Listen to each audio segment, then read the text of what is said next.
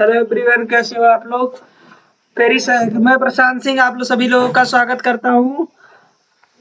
और आज हम पेरिसाइक्लिक की इस सीरीज में लेक्चर नंबर 7 पे पहुंच चुके हैं। आई होप ये हमारे सिलेबस का लास्ट लेक्चर होगा, जिसमें हम लोगों ने pericyclic reaction, basics, electrocyclic reaction और उसके स्टीरियो और साइक्लोएडिशन रिएक्शन, उसके डिफरेंट टाइप और बहुत सारी चीजें डिस्कस कर लिया।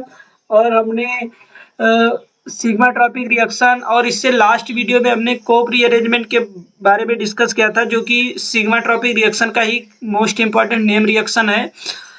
आज हम डिस्कस करेंगे जो आज का लेक्चर बेस्ड है, वो हमारा है क्लेजन रीअरेंजमेंट पे। क्लेजन रीअरेंजमेंट जो है ना, वो बहुत ही इंपॉर्टेंट टॉपिक है और ये 6 मार्क्स में क्वेश्चन पूछा जाता है क्लेजन रीअरेंजमेंट पे। तो जितना मैं समझा रहा हूँ इतना एज इट इज लिखना है, कम से कम इतना लिखना है, तभी जाके आपको 6 में से 6 मार्क्स मिलेंगे। आपको क्लेजन रीअरेंजमेंट में क्या क्या कैसे लिखना है ये चीज देखिए। जो क्लेजन रीअरेंजमेंट है ये एग्जाम्पल है 3,3 सिग्मा ट्रॉपिक रिएक्शन का। ठीक है, ये जो होता है इस रिएक्शन में क्या होता है, पावरफुल कार्बन कार्बन बॉन्ड जो होता है वो फॉर्म्ड होता है। इसमें powerful carbon carbon bond form होता है। ये रिएक्शन थर्मल कंडीशन में होता है।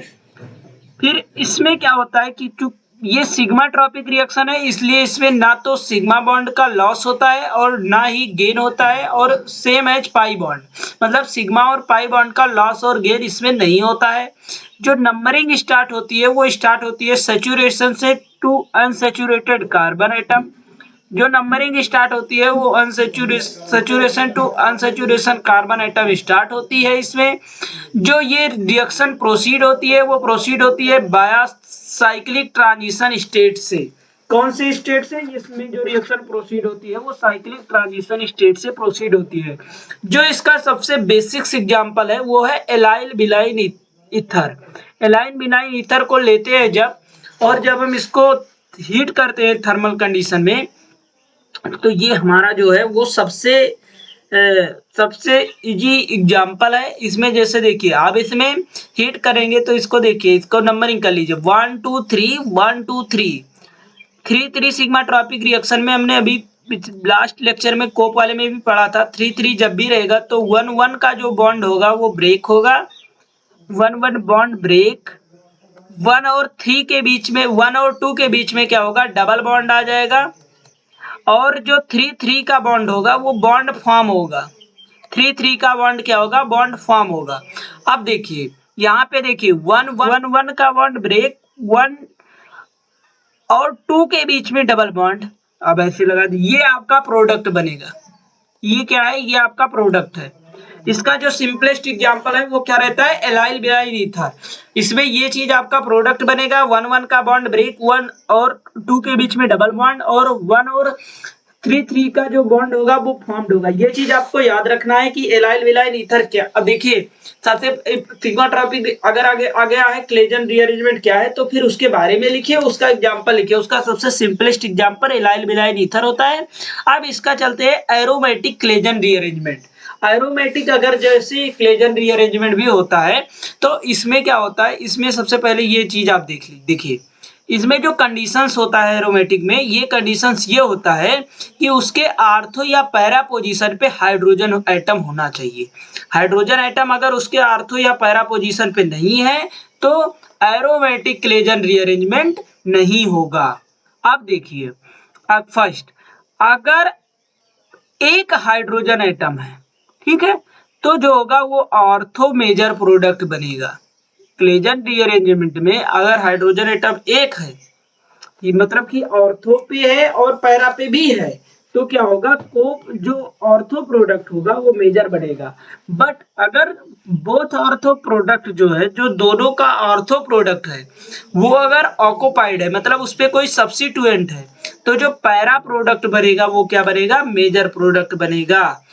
पहले देखिए, अगर कोई सब्स्टिट्यूएंट नहीं है तो आर्थो मेजर, अगर दोनों आर्थो ब्लॉक्ड है तो पैरा मेजर। अब देखिए अगर कोई भी, मतलब आर्थो भी ब्लॉक है और पैरा भी ब्लॉक है, तो नो रिएक्शन टेक प्लेस। जैसे एग्जांपल नंबर 4। अब एग्जांपल नंबर हम अब 4 सबसे पहले देखते हैं। देखिए इसमें देखिए क्या है, इसमें देखिए ये 1 पे भी सब्स्टिट्यूएंट, 2 पे भी सब्स्टिट्यूएंट, आर्थो पैरा पे भी सब्स्टिट्यूएंट, तो यहाँ पे सीधा लिख दीजिए नो रिएक्शन। यहाँ पे देखिए दोनों ऑर्थो ब्लॉक है, पैरा खाली है तो यहाँ पे पैरा प्रोडक्ट बनेगा। कौन सा प्रोडक्ट? Para product. अब इससे ऊपर वाले में देखिए, इसके ऊपर वाले में देखिए यहाँ पे दोनों ऑर्थो खाली है तो यहाँ पे ऑर्थो प्रोडक्ट बनेगा। यहाँ पे भी एक ऑर्थो तो खाली ही है तो यहाँ पे भी ऑर्थो प्रोडक्ट बनेगा। अब प्रोडक्ट कैसे फॉर्म होगा ये चीज देखना है। देखिए यहाँ पे देखिए नंबरिंग कीजिए, सैचुरेटेड टू अनसैचुरेशन करना है, 1 2 3 1 2 3। ठीक है, हमने पढ़ा क्या है, 1 1 का बॉन्ड ब्रेक करो, ब्रेक 1 1 का बॉन्ड ब्रेक करो, 1 1 का बॉन्ड ब्रेक किया। ठीक है, 3 3 का बॉन्ड फॉर्म करो, देखो ये 1 2 3, 1 1 का बॉन्ड ब्रेक, 3 3 का बॉन्ड फॉर्म करना है, यहां से ये बॉन्ड फॉर्म करना है, ये बॉन्ड हमने फॉर्म कर दिया 3, और यहाँ पे मान लो 2 और यहाँ पे मान लो 1। अब 1 और 2 के बीच में डबल बॉन्ड आएगा, 1 और 2 के बाद 1 1 1 2 के बीच में डबल बॉन्ड लगा दो। सिंपल है, मतलब सिंपल ऐसे है कि क्या करना है कि 1 और 1 1 के बीच में जो बॉन्ड है उसको ब्रेक कर दो, 3 3 के बीच में जो बॉन्ड है उसको फॉर्म करो, और जो 1 और 2 के बीच में है उसमें डबल बॉन्ड लगा दो। अब आपको पता होगा तो ये कीटो फॉर्म है, यहाँ पे हाइड्रोजन लगा हुआ है, अब इसका टाटोमेरिज्म हो जाएगा। अब ये इनॉल फॉर्म में कन्वर्ट होगा। इनॉल फॉर्म में कैसे कन्वर्ट होगा, जैसे यहाँ पे देखिए ये एरोमेटिक कंपाउंड था, यहाँ पे ये इसने एरोमेटिसिटी लूज कर दी, इसकी लॉस हो गई। अब ये टाटोमेरिज्म करके फिर एरोमेटिसिटी गेन करेगा। अब एरोमेटिसिटी गेन करेगा तो यहाँ पे क्या बनेगा, ये हो गया, और यहाँ पे ये हाइड्रोजन उसको दे के यहाँ पे ये OH बना लेगा। OH बनाने के बाद ये यहाँ पे ये इसका प्रोडक्ट बनेगा, कौन सा, ये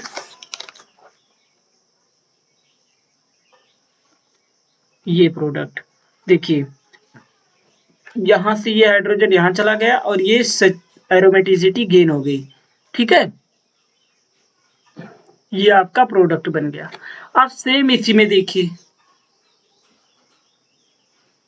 इसमें क्या है, सेम इसमें भी वही कंडीशन है, ये और ये रिएक्शन सेम ही था, सेम यही चीज इसमें बनेगा, यही प्रोडक्ट।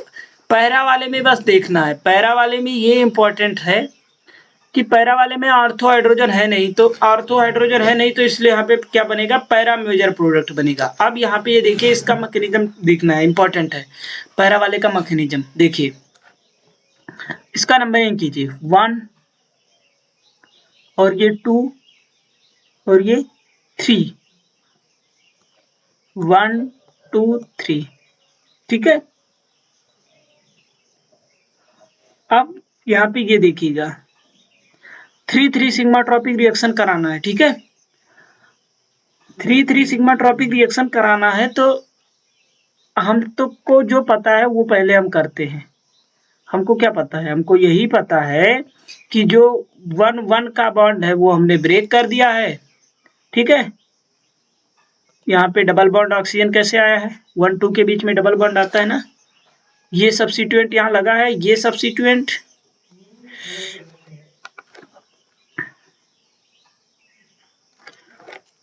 यहाँ पे देखिए, यहाँ पे बहुत ध्यान से समझना है आप लोगों को।